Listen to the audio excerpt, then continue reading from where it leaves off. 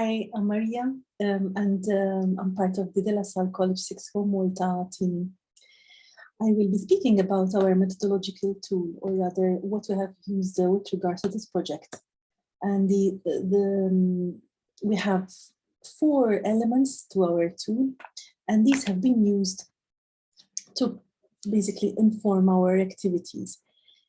The methodologies we tried to implement were problem-based learning, collaborative role play and simulations, critical incidents analysis, and virtual communities of learning and practice.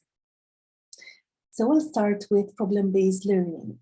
So the idea of problem-based learning was initially to sort of stimulate learning by allowing students to see the relevance of specific roles and how they can be applied to specific situations or possibly also specific problems. And if done well, problem-based learning, possibly in conjunction with role play, the other tool, they can also help. They can help students to grasp better specific roles, possibly even future roles they might have. So the idea of problem-based learning is to try and allow the student to, in a way, create their own learning. And this is done by allowing them to reflect and reason on specific problems or issues. And in the process of solving the problem, trying to come up with their own solutions. So it is a tool which is allowing students to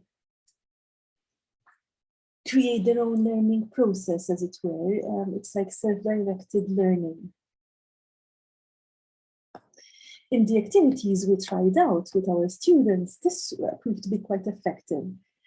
Possibly also because our students were of a certain age, sort of like 16 to 18-year-olds. So discussions and reflections of our students tended to be quite interesting for other students.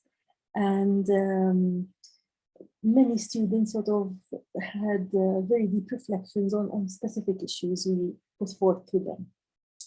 So ultimately, problem-based learning is useful to create kind of like a non-formal learning structure. In conjunction with problem-based learning, we also introduced or used rather collaborative role-play and simulations. And as a tool, this is very effective because it can really stimulate young person's way of thinking, possibly challenging their way of thinking, challenging their behavior. It helps students put themselves in the shoes of other persons in certain activities, for example, where they had to think of how a person from this specific category would react to any issue. In some instances, students, for example, found it slightly challenging because the groups they had to think about were, for example, groups they were not only not familiar with, but they did not particularly like.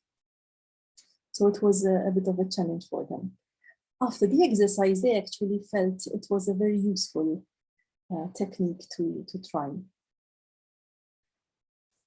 Because of these possible difficulties, it is very important that the person, the teacher or the facilitator, manages the activity in a way which is as seamless as possible. And okay.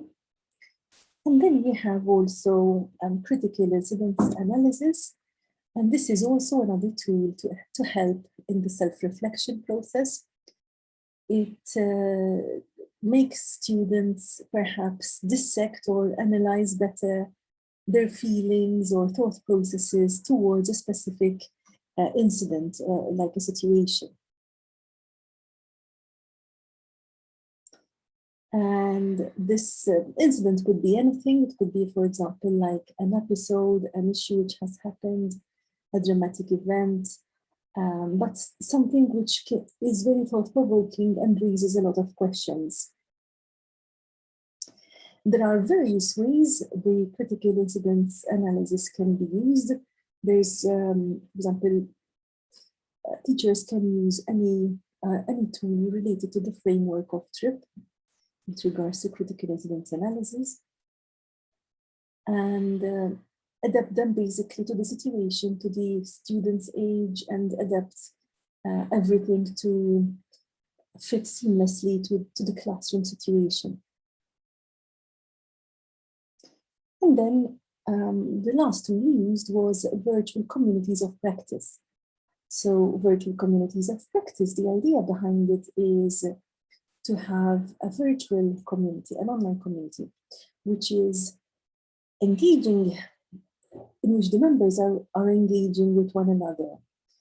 They have a common goal, it's a common project, and in a way it is very democratic because it allows students to participate fully, and particularly given that this happened during COVID, it actually was, in a way, it was a positive thing that it happened during COVID, because our students at least were mostly online, just the same throughout the academic year. So this was like an extension of their normal sort of day, the normal routine.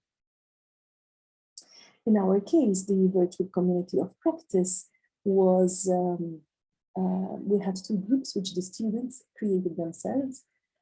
We merely facilitated the initial stages in terms of helping them form the group or groups, and they chose themselves the topic, what they wanted to do, the activities, etc. And in a way,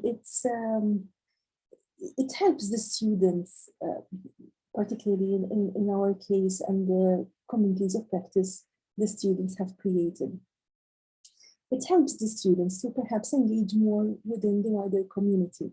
In fact, one of the goals they set themselves was to, to try and broaden as much as possible the community, trying to get other people who are members, not just other students attending the same school, try to engage with perhaps more prominent figures in local society to try and get their point of view about their issue or topic. So it was quite a learning curve as well. These were the four main methodological tools we have used, and overall, I would say they were very effective in terms of when they were put into practice in terms of the activities we have created. They were quite effective. Students seemed to enjoy them. They enjoyed the reflection, and they also gave interesting feedback in terms of possible amendments to the ways it can be improved, the activities. But all in all, they liked the idea that they could direct their own learning to a certain extent. Thank you.